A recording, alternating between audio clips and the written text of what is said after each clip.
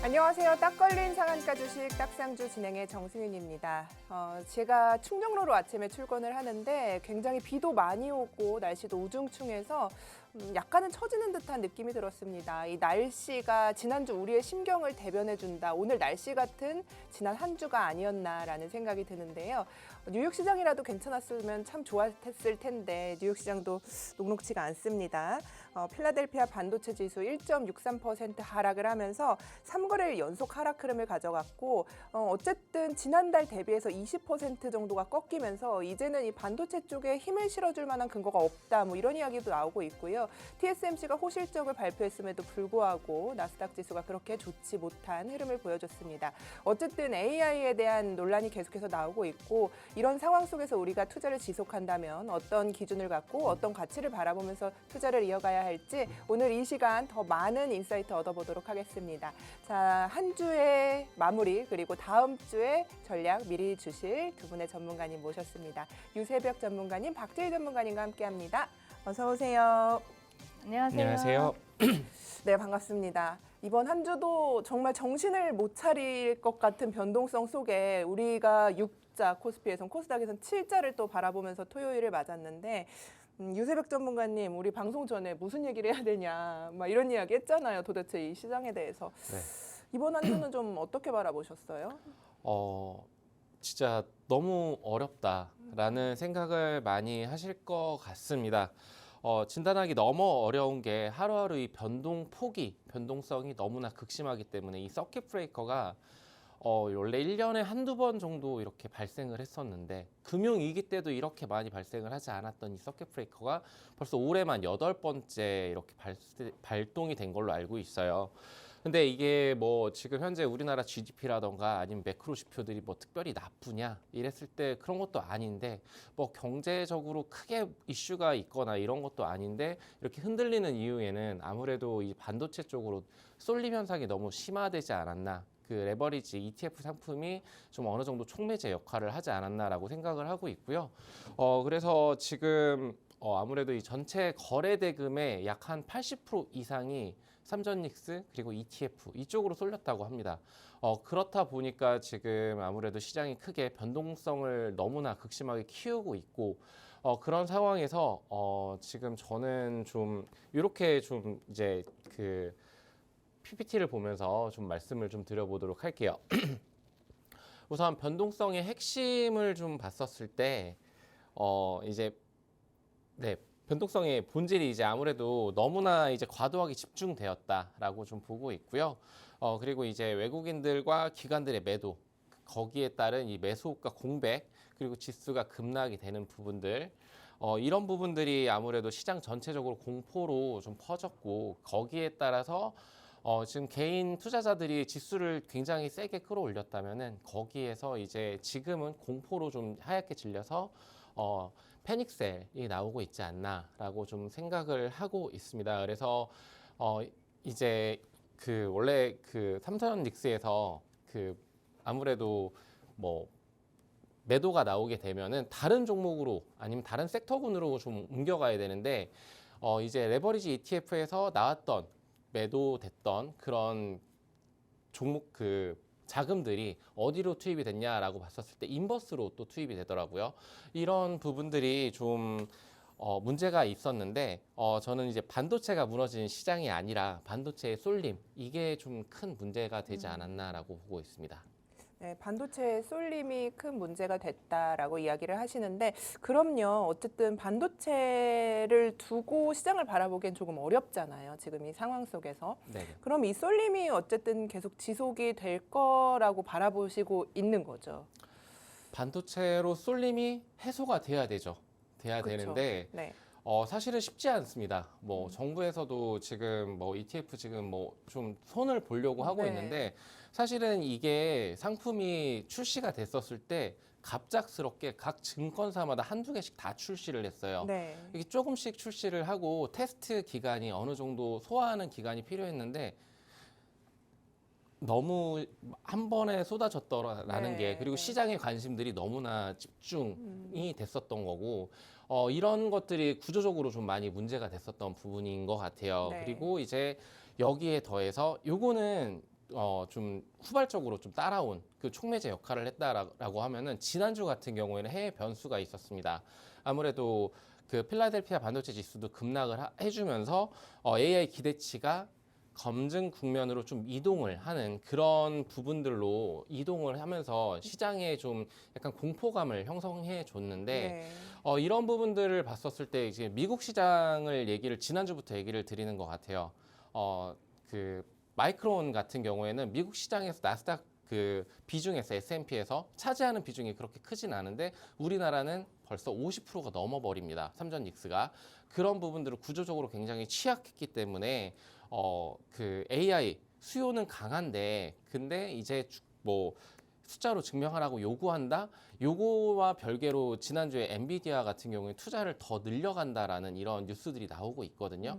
그럼에도 조금 밀리고 있다라는 거. 근데 미국 전체적인 지수를 봤었을 때 우리나라는 한 10% 가까운 하락세를 연출을 했는데 미국은 밀리지를 않았습니다. 거의 보합세였습니다. 이런 부분만 보더라도 우리나라 자체적인 약간의 문제이지 않나라고 좀 보고 있고요. 그리고 다음으로 넘어갔었을 때 단일 종목 레버리지 이게 변동성의 가속 장치라고 말씀을 드렸는데 이런 부분들이 요 문제점은 알 거예요. 레버리지 2배를 그 맞춰야 되기 때문에 아무래도 종가 부근에서 이 물량들을 다 맞추기 위해서 거래 대금이 증권사에서 한 7천억에서 2조 1천억 정도 이렇게 항상 맞추려고 리밸런싱 물량들을 맞추려고 하기 때문에 변동성이 더욱더 극심화되고 있지 않나. 한번 매수로 쭉 올라가려고 그러면은 더 한 번 또 치고 올라가는 밀리면은 또 한 번 다시 더 밀어 제끼는 이런 부분들이 좀 크게 문제가 되는 것 같고요. 그래서 이제 그 정부에서 예. 규제가 나왔습니다. 이게 기본 예탁금이 1,000만 원에서 3,000만 원으로 강화가 된다. 뭐 단기적으로는 좀 더 변동성을 키울 요소를 열어놨다라고 좀 보고 있습니다. 8월 5일부터 시작이 된다라고 하는데 단기적으로 포지션 정리 아니면 이쪽에서 그 나오려고 하는 그런 물량들이 쏟아지지 않을까라는 제 개인적인 생각을 하고 있고 그리고 중기적으로는 아무래도 엔트리 금액이 좀 높아졌기 때문에 아주 높아진 거 뭐 1억대가 아니고 뭐 5억대가 아니고 이렇게 크게 높아진 건 아니지만 그래도 엔트리 금액이 좀 늘어났기 때문에 좀 그 상품이 확대되는 그러니까 신규 유입 자금이 조금은 천천히 더디게 옮겨가는 그런 순환이 이루어지지 않을까라고 보고 있고 근데 장기적으로 봤었을 땐 긍정적으로 좀 바라보고 있습니다. 장기적으로는 왜냐면은 음식을 먹더라도 소화하는 데 시간이 걸립니다. 그렇듯이 지금 이 레버리지 상품이 우리나라가 굉장히 빠르게 급진적으로 지금 선진국들을 따라가려고 하고 있거든요. 근데 우리나라는 아직 솔직히 말씀을 드려서 경제적인 측면은 굉장히 선진국의 반열에 올라섰지만 그래도 이 금융 관련 그 주식시장 관련해서는 아직 그 신흥국입니다. 그런 부분에 있어서 너무 이렇게 뱁새가 황새에 따라가다가 네. 가랭이 찢어진다 뭐 이런 얘기들도 있듯이 지금 여기 이 레버리지 상품도 ETF도 출시되는 건 맞고 선진국 MSCI 지수에 편입되기 위해서는 이런 부분들도 분명히 필요하겠지만 너무 급하게 따라가고 있고 근데 지금은 소화하고 있고 여기에서 개선해야 될 부분들을 계속적으로 찾아가면서 지금 보완되고 있다라고 보고 있습니다. 그래서 장기적으로는 좀 이제 안정화되지 않을까. 근데 그 시점이 얼마가 될지는 모르겠어요, 솔직히 사실. 그래서 이제 그 7월 이제 당장 다음 주에 뭐 급반등, V자 반등이 나온다라는 말씀을 드릴 수는 없을 것 같고요. 7월 말에 빅테크들의 실적이 굉장히 많이 쏟아집니다. 다음 주도 한 80개 정도 가까이 굉장히 많이 이렇게 종목들의 실적이 발표가 될 텐데 빅테크들의 AI 투자에 대한 변함없는 그런 믿음들 그러니까 기업들은 굉장히 면밀하게 살펴보고 굉장히 보수적으로 있다가 확실한 투자처가 있었을 때 굉장히 공격적으로 투자를 합니다. 근데 엔비디아라던가 구글이라던가 뭐 이런 빅테크들이 사업성이 없는데도 투자를 하진 않거든요. 그렇기 때문에 AI 그리고 반도체에 대한 그런 관점에서는 저는 장기적으로 계속적으로 지금 매집해 나가야 된다라는 의견이고요. 그래서 변동성이 커질수록 지금 굉장히 그 1위 1비 하시는 분들이 많으실 텐데 반도체가 밀린다고 그리고 아니면 다른 섹터들이 좀 수급을 못 받쳐준다라고 해서 지금 주식시장에서 실망하시기보다는 좀 장기적인 관점으로 좀 바라보시면 좀 괜찮지 않을까? 그리고 지금 7월은 실적 시즌입니다. 기업의 실적들을 체크를 해보면서 차분히 좀 대응을 하시는 거를 좀 추천을 드리겠습니다. 네, 좋습니다. 앞서 말씀하신 것처럼 이제 주가 변동폭이 굉장히 크고 코스피에서 그 ETF 자금으로 넘어가면서 그 14종에 대한 ETF에서 지금 47% 정도가 하락했다고 합니다. 단일 종목에서만요. 그래서 많은 투자자분들이 이쪽에 투자를 하셨다면 힘든 구간이 아닐까라는 생각이 드는데 우리 박재희 전문가님 또 유세벽 전문가님께서 그래도 일희일비하지 말고 하락을 모면할 기회를 잡아보자 이야기를 하셨는데 저도 일일비 하고 싶지가 않거든요. 근데 이게 막 매수 사이드하고 매도 사이드하고 그러면 사람이 마음이 이렇게 잔잔하다 누가 계속 돌을 던지는 것처럼 가슴이 막 출렁출렁해요. 한 주 내내. 네. 이번 주 어떠셨어요? 요즘에 네. 머리카락이 많이 빠지는데 그게 시장이 안 좋아서 그런 건지 나이가 들어서 그런 건지 모르겠지만 네. 머리카락이 엄청 많이 빠지더라고요. 아주 건재하세요. 네, 네, 괜찮아요. 그래가지고 예. 너무 찰랑찰랑해요. 속상하고 사실 예. 투자자분들도 밤잠 설치시는 분들도 많으실 거라고 맞아요. 생각을 합니다. 네. 그래서 오늘 또 특별히 유세벽 전문가님이랑 같이 이렇게 첫 방송을 하게 됐는데 네. 굉장히 글로벌적인 인사이트를 이렇게 또 멋진 곳에서 공부를 하고 오셨잖아요. 그렇죠. 그래서 저는 이제 이 대한민국에서 네. 밑바닥 지하 20층부터 네. 굴러먹던 이제 스타일이라 굉장히 제가 맷집이 강한데도 네. 저 코스피 코스닥에 굉장히 많이 반납을 했거든요. 네. 예전부터 수업료를 많이 내셨군요. 수업료를 많이 예, 내고 예. 그렇게 이제 지금까지 왔는데 이 시장은 정말 힘들다. 너무 어떻게 진짜 해야 될지 모르겠어요. 네, 예. 이거 진짜 너무 장난 아니다. 이런 시장이 너무너무 반복이 되고 그러다 보니까 요즘에 기도가 하나 생겼대요. 투자자분들. 아침에 기도요? 일어나면 사실 네.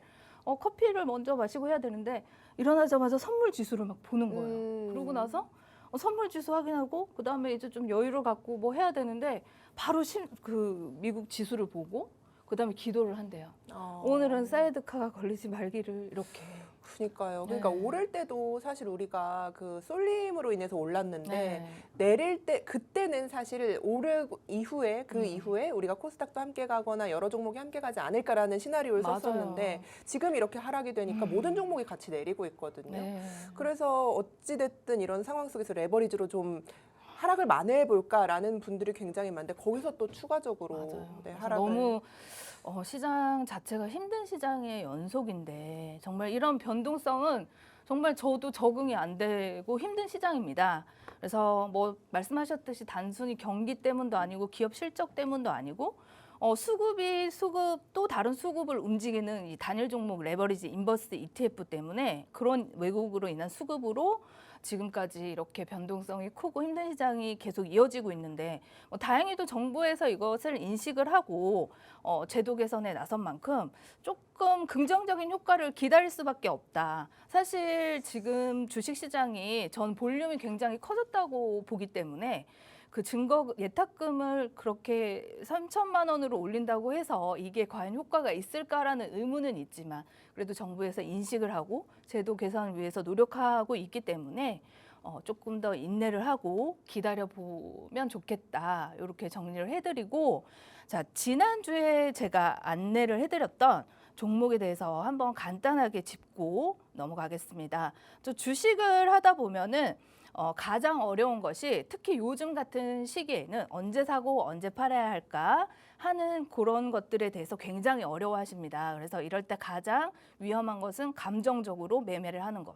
오르면 따라 사고 빠지면 겁이 나서 손절하는 매매가 반복이 되기 쉽다. 그래서 저는 항상 기준을 가지고 매매해야 된다고 말씀을 드리면서 그 기준이 바로 지지와 저항이다라고 지지에서 왜 관심을 가지고 저항에서 왜 수익을 분할로 매도를 해야 하는지에 대해서 계속 수차례 지금 시장에 맞는 매매법을 안내해드리면서 안내해드렸던 종목들입니다. 그래서 먼저 타이거 일렉부터 안내를 해드리겠습니다. 첫 번째 히든주는 타이거 일렉이었는데요. 제가 이 종목을 선택했던 이유는 AI 반도체 시대에 꼭 필요한 고다층 PCB 기술력을 보유하고 있고 역시 차트를 보시면 굉장히 오래 기간 박스권을 만들면서 충분히 매물을 소화하고 있는 모습이다. 이런 관점에서 제가 안내를 해드렸는데 결과를 보여드리면 왼쪽 차트 결과를 보시면은 이후에 예상했던 흐름대로 박스권을 돌파하면서 강한 거래량과 함께 한 27% 정도의 상승이 나왔습니다. 그래서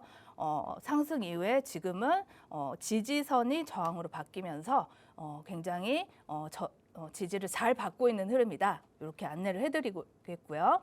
그 다음에 안내를 해드렸던 종목이 광주 신세계였습니다. 두 번째 히든주였는데 이 기업은 실적 개선과 함께 자사주 관련 모멘텀까지 더해지면서 관심을 가졌던 종목이고 히든주를 안내를 해드렸던 종목인데요. 무엇보다 이 차트를 보면 장기간 횡보를 하고 굉장히 없던 거래량이 살아나기 시작했고 5만 원 부근이 저항이고 기준 가격으로 말씀을 드렸습니다. 이 광주 신세계는 지금 보시면 어제 그저께 차트입니다. 차트에서 가장 중요한 것은 지금 또한 역시 박스권 흐름에서 횡보를 하고 있는데요. 이 박스권 구간은 만드는 이유는 여러 가지가 있지만 지금 시장 자체가 이 변동성이 굉장히 크기 때문에 똑같은 흐름으로 지지와 저항에서 왔다 갔다 횡보를 하고 있는 모습입니다. 그래서 많은 분들이 이렇게 종목을 광주 신세계는 여전히 5만 원 저항을 받고 지금 다시 박스권 안에 갇혀 있는 모습이지만 굉장히 에너지를 모으고 있는 흐름으로 보인다. 저는 이렇게 판단이 되고요. 자세한 전략들은 제가 교육방에다가 이렇게 전략을 올려드립니다. 많은 분들이 좋은 종목을 어떻게 찾으세요 하고 물어보시는데 저희는 단순히 종목명만 알려드리는 게 아니라 왜 사야 하는지 그리고 어디를 지지를 보고 있고 어디를 저항으로 보고 목표가를 보고 있는지에 대해서 함께 교육방에서 자세하게 공유를 해드리고 있습니다. 그래서 이렇게 자세하게 전략을 안내를 해드리고 있으니까 여러분들 장중에도 상황에 맞게 실시간으로 대응 전략을 계속 받아보고 싶으신 분들은 참고하시면 되겠습니다. 그리고 한국콜마도 제가 나올 때마다 리뷰를 해드리는데 당시 한국콜마는 단순히 이제 화장품주로 안내를 해드리기보다는 수출 데이터와 실적 개선을 근거로 관심 있게 말씀드렸던 종목입니다. 그래서 차트 역시 한국콜마 역시 공략 후에 전고점을 돌파하면서 강한 시세가 나왔고 지금 보면은 또 지금 전고점을 지지하면서 굉장히 눌림목 구간을 잘 형성을 하고 있다. 그래서 중요한 것은 수익률보다 과정입니다. 차트를 보시면 전고점을 돌파한 이후에 기존 저항이 새로운 지지로 바뀌는 흐름이 나왔습니다. 이런 자리에서 추격 매수하는 것보다 눌림목 공략을 하면 눌림목 공략 전략을 사용하면 좋다. 이렇게 안내를 해드리고 저희 교육방에서는 매일매일 시장 대응에 관한 브리핑을 우리 전문가님들이 저 비롯해서 소장님 그리고 유세백 전문가님, 이강빈 전문가님 계십니다. 각자가 보는 시장에 대한 브리핑도 해드리면서 사실 시장이 예전만큼 강하지가 않습니다. 반도체도 마찬가지고 그래서 최근 변동성이 강한 극심한 시장에서도 사실 저희가 올려드리는 자료를 이용해서 이런 자료들을 정말 꼼꼼하게 체크하시고 자신만의 기준을 세우시고 매매하시는 분들이 많습니다. 저희 교육방에는. 그래서 이렇게 좀 어려운 시장 속에서도 이 타이거 일렉이라던가 대원전선 같은 경우에 지지와 저항을 이용해서 굉장히 좋은 또 수익을 내기도 하고 저희 교육방을 이용하셔서 실시간 히든주도 받아보시고 대응 전략을 한번 참고하셔서 이 변동성이 강한 시장을 한번 대응해 보셨으면 좋겠습니다. 네, 좋습니다. 자, 지난주에 공략해 주셨던 종목들 리뷰도 해 주셨어요. 우리 방송에서 공개했던 타이거 일렉 27.4% 그리고 광주 신세계 13.2% 상승률 구간에 와 있습니다. 추가적인 전략도 함께하는 공부방에서 계속해서 드리고 있는데요. 공부방에 오시면 앞서 말씀하신 것처럼 네 분의 전문가님께서 한 번에 전략을 주시고 또 우리가 지금 시장이 좀 힘들긴 합니다만 이 시장 속에서 어떻게 대응해야 할지에 대한 히든 종목도 계속해서 주고 계시기 때문에 참여하셔서 많은 종목과 도움 말씀 챙겨가시기 바라겠습니다. 자, 유세벽 전문가님. 네. 시장은 좀 힘들지만 그래도 우리가 종목 AS를 좀 해주셔야 돼요. 네. 그래서 우리 지난주에 공략했던 종목들 지금 어떤 구간에 와 있는지 이런 이야기 해볼까요? 우선 제가 방송에 7월 3일 날 첫 출연을 했었는데 그때 전력기기 관련한 종목을 그 공략 종목으로 들고 나왔었습니다. 그때 LS 일렉트릭이란 대부분의 투자자분들이 알고 계신 종목을 좀 말씀을 드렸는데 이 종목은 뭐 잘 아시겠지만 많이 빠졌기 때문에 공략을 한다라기보다는 AI 데이터 센터의 다음 병목인 전력 문제를 해결하는 기업이라는 점에서 무조건 봐야 된다라고 말씀을 드렸었고요. 투자 포인트는 이렇습니다. AI 데이터 센터 확대가 당연히 될 거라고 지금 빅테크들이 앞다퉈서 지금 그 움직이고 있고 거기에 따라서 LS 일렉트릭이라던가 효성중공업이라던가 아니면은 다른 종목들이 이렇게 계속 수혜를 받을 텐데 이 종목이 가진 그 펀더멘탈이 배전기기, 변압기, ESS, 전력 자동화까지 굉장히 넓은 포트폴리오를 구성하고 있다. 모든 먹거리에서 이 종목이 수주를 따낼 수 있다라는 점이 저는 굉장히 매력적이다라고 말씀을 드렸었고 그리고 북미의 고마진 매출 비중 확대가 확인될 경우에는 수익성 개선까지도 가능한 종목. 캐파도 굉장히 늘려가고 있습니다. 거기에 따라서 당연히 매출도 늘어날 것이고 영업이익도 늘어날 것이고 숫자로서 증명을 할 수 있는 그런 종목이기 때문에 봐야 된다라고 말씀을 드렸고요. 그리고 조정 이후에도 전통적으로 저평가보다는 성장 대비 저평가 재평가, 리레이팅 되는 그런 관점으로 좀 봐야 되는 지금 밸류에이션이 굉장히 많이 높아졌습니다. 그리고 3사를 봤었을 때도 전력기기 관련한 인프라 관련주 중에서 가장 시총이 높습니다만 체크 포인트는 지금 매출 이익 연결 부분을 좀 확인을 해야 될 텐데 테크니컬적으로 좀 들어갔었을 때 기술적 분석 사실 저는 이 기술적 분석을 아주 좋아하는 편은 아닙니다만 그래도 저희가 딱 봤었을 때 지금은 저는 매물 소화 중이다라고 좀 보고 있거든요. 지금 많이 지수랑 똑같이 병행해서 좀 흘러내리는 모습들을 보여주고 있는데 작년 10월부터 쭉 올라와 줬던 그 피보나치 수열대를 그 라인을 보게 됐었을 때 지금 크게 가파르게 35만 원까지 5만 원이었던 주가가 35만 원까지 치고 올라왔었습니다. 근데 조정이 지금 20만 원 구간까지도 깨지면서 지금 밀렸는데 다행히도 지금 121선에 걸쳐 있어요. 이 121선이 완벽하게 무너졌다라고 했었을 때는 조금 지지 라인이 무너지면서 241선까지도 밀릴 수가 있습니다. 즉 15만 원 선 아래로 좀 밀릴 수가 있는 구간이긴 하지만 저는 지금 아까도 말씀드렸다시피 반도체가 우리나라 증시를 기흔들고 있어요. 다른 뭐 코스닥이라던가 아니면 다른 섹터의 종목들도 같이 힘을 받지를 못하고 있는 상황 속에서 반도체가 지금 현재 어느 정도 바닥 다지기를 마치고 조금씩 다시 고개를 들어 올릴 때 이 종목 또한 같이 고개를 들어 올리면서 기지개를 켤 수 있다라는 관점으로 지금 공략을 해보면 좋을 것 같다. 즉 지금 618 라인이 무너지지 않았습니다. 15만 원 라인을 기준 잡고서 저는 지금 조금씩 공략을 해본다라면은 저는 충분히 큰 수익을 가져다 줄 수 있는 그런 종목이라고 말씀을 드리도록 하겠습니다. 네, 좋습니다. 자, 우리가 방송에서 공개했던 종목들에 대한 AS까지 이렇게 받아봤는데요. 이 두 분의 전문가님 그리고 우리가 2부까지 준비가 돼 있는데 네 분의 전문가님께서 함께 전략 주시는 공간에 대한 정보 화면으로 만나보고 돌아오도록 하겠습니다.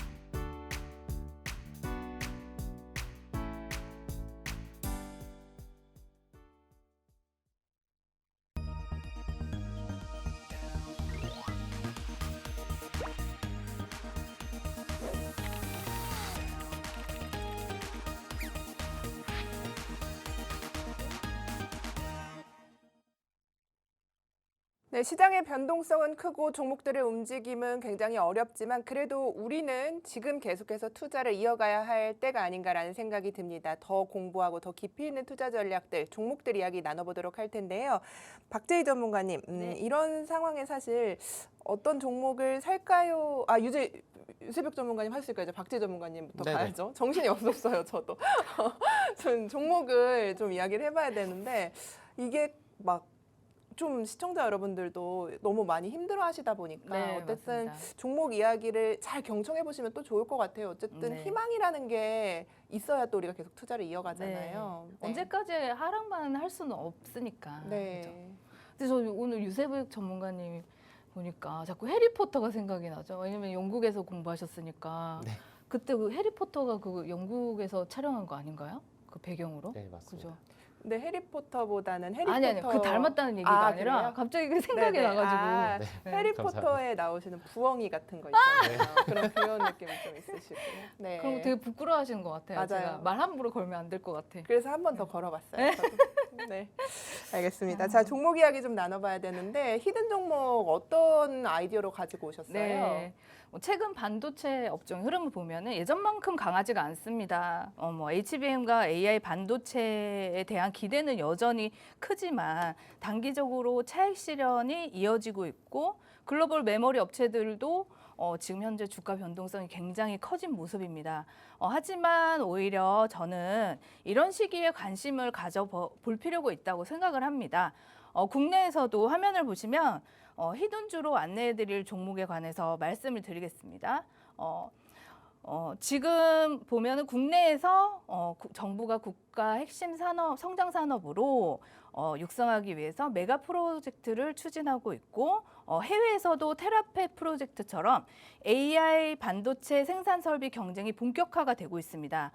제가 이 기업을 보는 이유는 이 히든주를 보는 이유는 국내 대표 전공정 장비 기업이라는 점이고 증착 열처리 반도체에 반드시 필요한 핵심 장비를 공급하고 있고 AI 반도체와 HBM 확대의 수혜를 기대할 수 있는 기업이다. 이렇게 안내를 해드리고 두 번째는 글로벌 글로벌 설비 투자 확대입니다. 국내뿐만 아니라 글로벌 기업들도 생산 능력들을 확보를 하면서 경쟁에 나서고 있는데요. 장비 수요는 중장기적으로 꾸준히 증가할 가능성이 있고 성장 가능성이 있다. 이렇게 히든주에 대해서 안내를 해드리면서 차트에 대해서 한번 안내를 해드리면 보통 차트가 이렇게 장기 박스권을 만들고 강하게 돌파를 해줬다가 지금 보시면 지지 라인이 10만 원 구간입니다. 지지를 확인하고 다시 박스권 안으로 들어오는 차트, 이런 차트를 굉장히 좋은 차트라고 봅니다. 그래서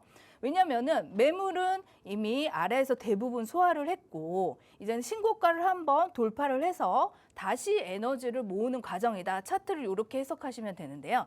이 종목에 관해서 제가 자세한 전략을 항상 이렇게 교육방에 종목명과 자세한 종목에 관한 내용들을 올려드리고 있으니까 이 히든주 교육방에서 받아가시기 바랍니다. 네, 히든 종목 우리가 종목들 공부방에서 함께 나눠드리고 있는데요. 박재희 전문가님뿐만 아니라 유세벽 전문가님 그리고 2부에 출연하실 이강빈 전문가님과 성기배 소장님의 종목도 함께하는 공간에서 모두 받아보실 수 있습니다. 그런 만큼 어쨌든 다음 주도 녹록지 않을 거다라고 많은 분들이 생각하실 텐데 우리가 이 시간을 좀 공부하는 시간으로 마련해 둔다면 그래도 이 변동성을 조금 지나갈 수 있는 좋은 시간이 되지 않을까라고 응원 말씀 드리면서 또 함께 보시기 바라겠습니다. 자, 유세벽 전문가님도 이제 종목 이야기 해주셔야 돼요. 그렇죠? 네. 네. 종목 얘기를 해보도록 하겠습니다. 우선 아까와 마찬가지로 AS 같은 그런 개념으로 좀 접근을 할 텐데 예. 공략 종목을 따로 들고 나오진 않았어요. 저는 왜냐면은 기존의 방송에서 2주 전에 방송했던 종목들 그리고 지난주에 방송했던 종목들 이 종목들이 고르고 골랐던 제가 바라보는 관점에서 공략해 볼 수 있을 법한 그런 종목들이다. 그리고 그 종목들만 계속적으로 본다라고 했었을 때 저는 아직 투자의 매력도가 떨어졌다. 그리고 다른 종목으로 환승을 해야 된다. 이런 관점으로 바라보기보다는 이 종목들을 왜 공략을 해야 되는지에 대해서 다시 한번 부연 설명을 좀 드리고 싶은 게 지난주에도 방송에서 말씀을 드렸다시피 하나시스템이라는 방산 종목입니다. 고점 대비해서 지금 방산주들이 다 밀렸는데 가장 많이 조정을 받은 종목 중에 하나입니다. 50% 이상 주가가 밀린 상황인데 이 종목의 딱 방산을 봤었을 때 방산은 실적으로서 그리고 앞으로의 수주에 대한 그런 것들이 선반영되면서 주가가 굉장히 빠르게 치고 올라갔다 그러면 이 종목은 다른 방산 종목들이 실적을 낼 때 계속적으로 이익을 얻어갈 수 있는 그런 종목. 왜냐하면 눈과 두뇌를 담당하고 있다라는 그런 핵심적인 부품들을 만드는 회사이기 때문이라고 말씀을 드렸는데요. 이게 지금 컨센서스를 보게 됐었을 때 1분기 실적 대비해서 2분기 때는 흑자로 돌아설 것으로 증권사들은 지금 예상을 하고 있습니다. 컨센에서 670억, 대신증권에서는 650억 정도 당기순이익이 나올 것이다 라고 보고 있는데 필리조선소의 이 적자 부분이 어느 정도 개선이 되면서 이렇게 만약 어닝 서프라이즈가 나온다면 저는 실적 시즌을 맞이해서 지금 주가가 다시 탄력받고 올라갈 수 있는 그런 시점이다라고 말씀을 좀 드리고 싶고 계속적으로 실적이 좋아지는 종목입니다. 그러면은 숫자로 아까 LS 일렉트릭과 마찬가지로 이 종목 또한 포트에 담아두기를 저는 계속 관심 종목으로 체크를 해봐야 된다, 공략을 해봐야 되는 종목으로 말씀을 드리고 있는데 계속적으로 실적이 좋아진다라는 것은 주가가 앞으로 치고 나갈 수 있는 그런 원동력이 된다. 물론 지금 딱 가격적인 측면만 봤었을 때는 지금 모든 것들이 무너졌다라고 하기에는 아직은 좀 섣부르지 않을까. 지지라인은 분명히 존재를 했었습니다. 7만 원대를 받쳐주지를 못했습니다. 그렇지만 지난주에 대부분의 종목들이 다 흔들렸던 건 사실이고요. 그리고 지수 전체적으로 7,500포인트에서 9,000포인트까지 올라갔었을 때 개인 투자자분들이 끌어올렸었다라면 삼전닉스로 굉장히 집중됐었던 그런 자금들이 이제는 순환매가 돌아가기 시작할 거예요. 어느 정도 안정이 된다 그러면 이제 예전에 조방원이라고 해서 테마적으로 굉장히 10배 가까이 튀어 올랐었던 시절이 있었습니다. 그리고 반도체도 그 이후에 7배 가까운 10배 가까이 더 튀어 오른 종목들도 있는데 이 종목이 올라왔다가 다시 한번 올라간다라고 말할 수 있는 근거는 방산이 지금 수주가 계속적으로 쌓이고 있습니다. 그러면은 숫자로서 증명할 수 있는 종목이기 때문에 저는 계속 공략을 해봐야 되는 종목이라고 말씀을 좀 드리겠습니다. 네, 좋습니다. 새로운 종목은 아니긴 하지만 어떻게 대응해야 할지 앞으로 계속 공부방에서 추가적인 전략들 주신다고 하니까요. 여러분 참고하셔서 계속 투자하시기 바라겠습니다. 자, 박재희 전문가님도 이제 종목 이야기 좀 계속 이어서 해주셔야 되는데 공략 종목 이야기 들어볼게요. 공개 종목인데 어떤 종목일까요? 네, 삼성공조 준비했습니다. 네. 최근 시장을 보면 폭염과 함께 냉방 관련 기업의 관심들도 점점 높아지고 있습니다. 단순히 여름철 에어컨 판매가 늘어서 보는 기업은 아닙니다. 사실은 이 삼성공조라는 기업은 열관리 산업에서 계속 성장할 수 있다는 점에 주목을 하고 있는데요. 이 기업을 보는 첫 번째 이유는 안정적인 본업입니다. 오랜 기간 자동차 열관리 분야에서 꾸준한 기술력을 쌓았습니다. 자동차 엔진 열을 식히는 부품을 만드는 회사인데 대략 57년 정도 업력을 가진 기업입니다. 그리고 또 AI 시대의 냉각 산업의 성장을 저는 보고 있는데요. AI 데이터 센터가 빠르게 늘어나면서 반도체뿐만 아니라 냉각과 공조 기술도 함께 성장을 하고 있습니다. 물론 삼성공조가 AI 데이터 센터에 직접 납품을 현재 하고 있지는 않지만 자동차의 열관리의 어떤 기술을 축적된 열관리 기술을 바탕으로 해서 앞으로 확대되는 냉각 시장과 맞닿아 있다는 점에서 관심 있게 볼 필요가 있다고 저는 생각을 합니다. 그래서 차트를 보시면 최근 거래량이 한번 크게 들어온 이후에 굉장히 오랜 기간 눌림목을 형성했습니다. 횡보를 했는데 제가 이렇게 노란색 박스를 그어왔는데요. 이 노란색 박스가 굉장히 중요한 구간입니다. 왜냐하면 지금 121선부터 시작해서 장기 이동 평균선이라고 합니다. 121선을 비롯해서 241선, 뭐 361선 그 이상 721선까지 모두 통과한 관점이 지금 제가 이렇게 노란색 박스 구간을 그어왔습니다. 그래서 전일장 봤을 때 이 구간을 굉장히 강한 거래량과 수급과 함께 굉장히 강한 수급이 들어오는 모습을 볼 수가 있는데 엄청나게 뚫기 힘든 구간들을 강한 거래량과 함께 수급이 들어온 모습을 보고 단순한 기술적 반등이 아니라 새로운 매수세가 유입되고 있다. 저는 이런 신호로 해석을 하고 있는데요.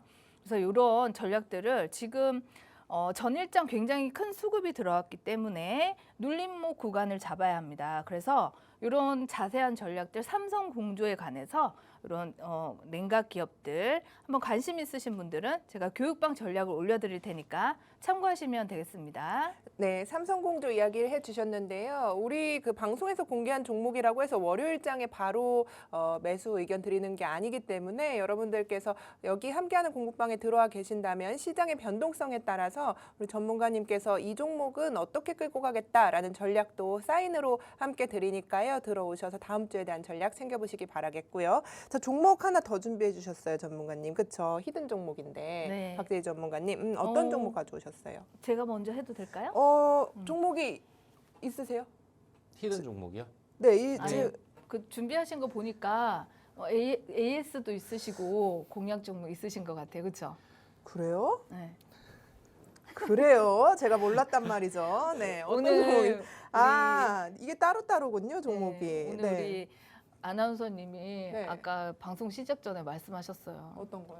정말 방송할 기분이 안 나요. 아니 그런 건 아니에요. 왜냐면 이게 저도 이러시면서. 전문가님 자료를 같이 보고 네, 있는데 저 충분히 이해해요.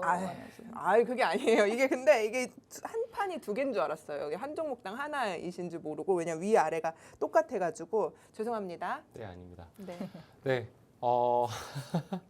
좀 받아주세요. 네, 좀 받아주세요. 어쨌든 어떤 종목 할까요, 전문가님? 네. 우선 지금 시장에서 뜨거운 쪽이 아무래도 반도체 쪽이잖아요. 예. 그와 관련해 가지고 기술력으로 경쟁력을 가지고 있는 그런 종목인데요. 이오테크닉스라는 종목입니다. 반도체가 미세화될수록 결국에는 계속적으로 쌓아가고 할 때 그리고 커팅, 레이저 공정 수요가 증가를 할 수밖에 없는데 이 종목이 그 이오테크닉스라는 회사가 여기에 관한 굉장히 강한 기술력을 가지고 있다라는 게 투자 포인트고요.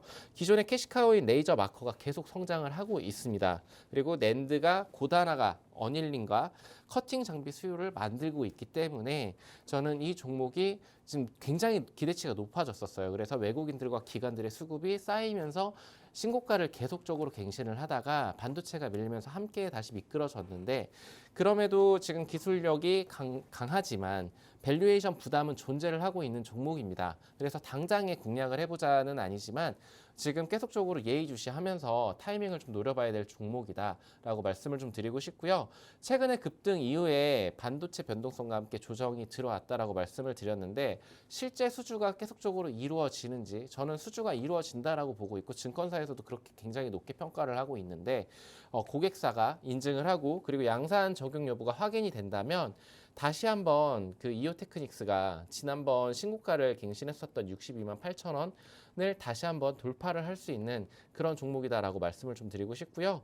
지금 241선 지지를 좀 어느 정도 받아주고 있는 모습입니다. 241선이 좀 미끄러진다라면 좀 힘든 구간이 그러니까 계속적으로 매물 소화를 좀 거쳐가는 그런 과정이 좀 지나가겠지만 저는 이 구간만 지켜준다라면은 반등의 트리거는 분명히 있을 것이다라고 말씀을 좀 드리고 싶고요. 이어서 할까요? 그러실래요? 네. 예. 그리고 지난주에 히든주로 그 말씀을 드렸던 종목은 KB금융이었습니다. 신고가를 최근에 경신을 했었죠. 그 미국에서 좀 힌트를 얻어왔었는데 미국에서는 반도체가 미끄러지면서 그 자금들이 어디로 돌았느냐 순환매가 돌면서 금융주라던가 필수 소비재라던가 이쪽으로 돌았었는데 지난주에 우리나라 증시도 비슷한 흐름들을 보여줬습니다. 지난주, 지지난주 굉장히 강했던 섹터가 금융주가 아니었나 거기에다가 금리 관련 이슈도 소화를 하면서 금리 인상이라는 이슈도 소화를 하면서 결국에는 금융주가 좀 부각을 받으면서 근데 거기에서 한번 허들을 넘진 못했어요. 계속적으로 신고가를 경신하지 못하고 주가라는 것이 계속 오르기만 하지 않고 올라갔으면 어느 정도 밀리기도 하고 조정의 구간을 거쳐가는데 근데 이제 자사주 매입이라던가 소각을 통한 주주환원 정책 이거는 정부에서 굉장히 잘 밀어주고 있고 또 기업에서 또 이거를 적극적으로 실행을 하고 있다라는 점은 투자할 때 굉장히 투자자들한테 좀 어느 정도 계속적으로 지금 안정성을 줄 수 있는 그런 종목이지 않나. 지금 만약에 반도체로서 굉장히 힘들어하시는 분들이 있다라면은 대피처가 될 수 있는 그런 종목이었기 때문에 히든주를 좀 가지고 나왔었고요. 그리고 이제 최근 신고가 이후에 숨고르기 중인데 순이익이라던가 자사주 소각, 연체율 등을 좀 면밀히 좀 체크를 해 보면서 다시 한번 주가가 레벨업할 수 있는지 그런 부분들을 좀 체크를 같이 저희 방에서 한번 같이 공략을 해보시면 좋을 것 같습니다. 네, 이게 왜 그랬냐면 보니까 순서대로 안 해주시고 위로 다시 올라가셨잖아요. 네. 그래가지고 다음부터는 좀 순서를 맞춰서 자료를 주시길 부탁드립니다, 전문가님. 아시겠죠? 네. 네, 좋습니다. 자, 우리 그래서 히든 종목으로 주셨던 이후 테크닉스와 KB금융에 대한 이야기까지 나눠봤고요. 우리 박재희 전문가님 순서를 잘 맞춰주셔가지고 전 이제 알긴 알겠거든요. 우리 종목 이야기, 히든 종목. 네. 네. 갑자기 방에서 이러니까 네. 너무 웃겨가지고 안 웃기세요? 네. 네. 기분이 많이 안 좋으시네. 아니 그게 아니라 저도 히든주. 함께하는 공부방. 네, 그래서 그쵸? 방에서라고 하니까 어디 방에서 가지고. 네. 아직 좀 소녀인가 봐요. 그런 것도 웃긴 거 보니까. 아니 근데 약간 죄송합니다. 뭐랄까 어떤 자꾸 이제 못 받아주시니까 자꾸 이렇게 툭툭 해보고 네, 싶은 해보고- 마음이 있어요. 그쵸. 네, 그렇죠. 네. 안 근데- 하시겠죠. 아니 근데 네. 대기실에서는 엄청 네. 말씀 잘하세요. 아 그래요? 네. 왜 그러시지? 방송에서는 좀 보수적이신 것 같아요. 전혀 위를 쳐다보시지 않고 있어요. 그래서 네. 힘드시죠? 네. 예, 죄송합니다. 자, 이제 그러면은 히든주 이야기 나눠보도록 네. 하겠습니다. 유세벽 전문가님께서도 금융주 말씀해 주셨는데 저도 은행주 하나 준비했습니다. 히든주로 준비를 했는데요. 금리 환경이 조금씩 바뀌고 있고 실적도 개선되고 있어서 금융주들이 지금 시장에서 다시 관심을 받고 있습니다. 그래서 제가 오늘 히든주로 준비를 한 것도 금융주인데요. 저는 이미 많이 오른 은행주 보다가 아직 시장에서 제대로 평가받지 못한 숨은 금융주를 관심 있게 보고 있다가 이제 히든주로 가지고 나오게 되었는데요. 특히 제가 준비한 히든주는 전일장 외국인의 대규모 순매수가 가장 인상적이었는데 실적에 대한 기대와 함께 외국인의 관심도가 굉장히 높아지고 있다는 점은 저도 긍정적으로 보고 있는 부분입니다. 그래서 이 기업을 보면은 첫 번째 제가 이 기업을 좋게 본 이유는 첫 번째 실적이 좋아지고 있다는 점입니다. 순이자 마진이라고 합니다. 꾸준히 개선되고 있고 대출 자산도 늘어나면서 수익성도 함께 좋아지고 있다. 이렇게 설명을 드리고 그리고 이 기업은 단순히 은행업만 하는 게 아니라 디지털 금융 플랫폼을 기반으로 새로운 성장 동력을 계속 만들어 나가고 있습니다. 그리고 이 기업의 세 번째 제가 좋게 보는 이유는 스테이블코인이랑 디지털 자산 시장 확대에 가능성에 굉장히 수혜주로 보고 있는데 최근 은행권도 디지털 자산 사업을 적극적으로 준비하고 있는데 이 기업은 이미 관련 인프라를 갖추고 있다. 그래서 디지털 금융 자산이 커질수록 시장이 커질수록 다시 한번 주목을 받을 가능성이 있다고 보고 있습니다. 차트를 보시면 지난 한 달 정도, 한 달 좀 더 됐네요. 굉장히 강한 수급 이후에 이때 수급을 보면 굉장히 기관들의 매집이 강했었어요. 그 이후에 굉장히 한번 시세를 주었다가 좀 N자형으로 눌린 모습을 보여주고 있는데요. 한 달 가까이 이어졌던 추세 상승을 이후에 조정을 마무리하고 다시 추세 전환을 시도를 하고 있는 모습이다. 특히 전일장 의미 있는 거래량이 증가하면서 20일 이동 평균선을 강하게 돌파했다는 점은 그동안 저항이 되었던 어떤 저항선들을 강하게 한번 뛰어넘을 수 있는 기술적인 모습을 보여주고 있다. 투자 심리가 개선이 되고 있다. 이렇게 보여지고 이 종목에 관해서 자세한 전략과 종목명 또 방에서 안내해드리도록 하겠습니다. 네, 앞서서 이야기를 해드린 것처럼 이 종목에 대한 이야기는 조금 더 자세하게 우리 함께하는 커뮤니티 공간 그리고 공부방에서 여러분들께 제공을 해드리고 있습니다. 요즘에 장중에 변동성이 워낙 크기 때문에 우리가 방송에서 이 종목들 공개를 했다 하더라도 이 종목에 대한 추가적인 전략들은 우리 공부방에서 확인하실 수 있으니까요. 이 부분 참고해 주시기 바라겠습니다. 자, 전문가님. 네. 끝나신 거예요? 하실 말씀이 더 있으신 거예요? 네, 종목 저도 이야기. 예. 히든 종목 그쵸, 있으신 마지막으로 거죠. 준비하겠습니다. 네, 좋습니다. 네, 우선 오늘 히든 종목으로 준비한 종목은 전력 관리 반도체와 시스템 반도체 파운드리 회사입니다. 첨단 반도체의 중심, HBM 키워드는 들어가지는 않지만 반드시 필요한 전력 관리 반도체의 숨은 수혜 종목이고요. 그리고 이제 8인치 파운드리, 삼성전자라던가 TSMC라던가 이런 빅테크가 이제 12인치로 넘어가면서 좀 앞으로의 미래 먹거리를 선점하려고 간다라고 하면은 지금 현재 이 종목 같은 경우에 8인치로 계속적으로 실적을 더 올라갈 수 있다, 실적으로 보여줄 수 있다라고 말씀을 드리고 싶고요. 이 종목이 지금 8인치 같은 경우에는 공급 부족이 가격 인상으로 이루어진다라면은 다시 한번 주가는 레벨업할 수 있다라는 관점으로 좀 바라보고 있고, 두 번째로는 증권사들과의 목표가 괴리율이 굉장히 높아졌습니다. 반도체 주가 밀릴 때 이 종목 또한 굉장히 밀렸지만 더 과하게 밀리지 않았나라고 보고 있고, 그리고 지금 AI 서버라던가 자동차 산업용 전력 반도체 수요가 계속적으로 증가 중입니다.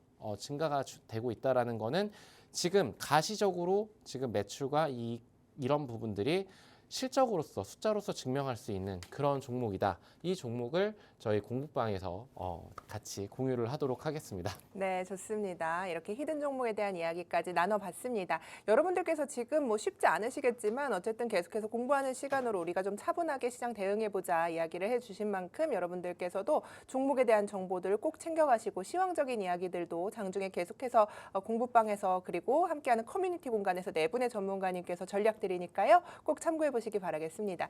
자, 우리 다음 주에 대한 전략 좀 이야기 나눠보도록 하겠습니다. 먼저 박재희 전문가님께 한번 여쭤볼게요. 네. 우리 코스피의 1만 피에 대한 이야기가 쏙 들어갔어요, 지금. 그러면서 6,800포인트 이렇게 레벨 다운이 된 상황에서 반도체 정점론에 대한 이야기가 나오고 있고 네. 지금 실적 시즌이고 TSMC도 호실적을 발표했음에도 불구하고 굉장히 뭐 주가가 좋지 않거든요. 분위기 자체도 그렇고요. 그렇다면 우리 시장은 다음 주에 좀 어떻게 바라봐야 할까? 이 주가가 과연 이 기업들의 가치와 함께 갈 수 있을 것인가 고민도 좀 해봐야겠고요. 네. 네. 다음 주에도 테슬라랑 구글 실적 발표가 있나요? 아마 목요일인가 그럴 예, 거예요. 그랬던 것 같아요. 네, 이때 그래서 또 그것들. 예. 그때를 기점으로 해서 또 변동성이 한 번씩 또 나올 거고, 또 사실은 저는 이렇게 생각해요. 지금 SK 하이닉스 저는 굉장히 관심 있게 보고 있는데 지금쯤부터 시작을 해서 내가 정말 장기적으로 한 10번 정도 사겠다. 매일매일 사는 게 아니라 떨어질 때마다 산다면 지금 SK 하이닉스 사실 그동안 앵커님도 사고 싶으셔가지고 지금 살까요? 지금 사도 되나요? 이런 거 많이 말씀하셨잖아요. 예. 지금 이렇게 가격 조정이 많이 나왔을 때 한번 관심 가져 보시는 게 어떨까? 저는 이런 생각이 들거든요. 분할로. 분할로. 예. 예. 그냥 길게 보고. 예. 그런 전략들, 뭐 단타로 어떤 종목들을 막 사기보다는 내가 지금은 좀 현금 비중이 좀 있다. 그러면 그런 것들 조금씩 사놓는 것도 좋지 않을까 이렇게 생각을 합니다. 예. 네, 좋습니다. 유세벽 전문가님은 어떠세요? 매수 타이밍이라고 보세요? 아니면 지금은 추세적으로 좀 꺾였다는 생각이 드세요? 단기적으로는 추세가 꺾은 게 맞고요. 그리고 7,500포인트에서 8,000포인트를 돌파를 하면서 9,000포인트 넘어까지 갔었을 때는 개인들의 영향이 굉장히 컸다라고 보고 있습니다. 근데 네. 지금은 약간 공포에 질렸죠. 그렇기 아. 때문에 개인들이 받쳐준다? 예전에는 받쳤어요. 그리고 네. 단타를 삼성전자나 하이닉스로 했습니다. 근데 지금은 공포 때문에 쉽게 손가락이 나가지 않을 거예요. 그렇기 때문에 지금 단기적으로 강하게 추세를 꺾여서 V자 반등을 한다라고 보지는 않고 있지만 지금은 어느 정도 바닥을 다지면서 갈 것이다라고 보고 있고, 지금 어느 정도 지금 이렇게 마무리하도록 하겠습니다. 좋습니다. 자, 시간 관계상 저희가 다음 주 전략 여기까지 듣도록 하겠습니다. 저희는 2부도 준비가 돼 있습니다. 본 방송에서 제공하는 투자 정보는 투자 판단에 대한 조언일 뿐 해당 종목의 가치 상승 하락을 보장하지는 않습니다. 여러분 2부에 뵐게요. 고맙습니다.